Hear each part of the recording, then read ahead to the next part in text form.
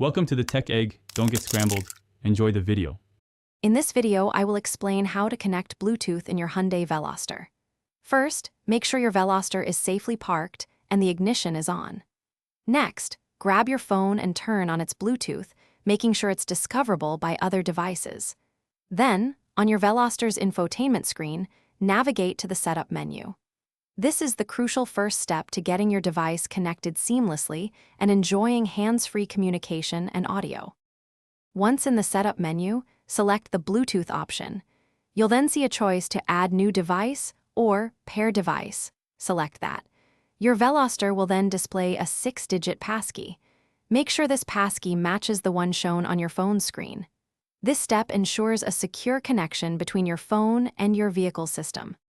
After confirming the passkey, your phone's name should appear on the Veloster's screen. Simply select your phone from the list. You might then be prompted to allow access to your contacts and call history.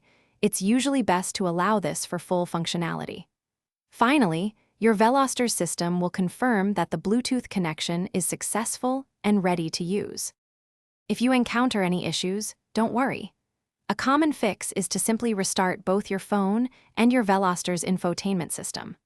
Also, consider deleting any old, unused devices from your car's Bluetooth memory to free up space. Lastly, always ensure your phone's operating system is up to date for the best and most reliable Bluetooth performance. Thanks for watching. Consider subscribing if I helped unscramble your problems.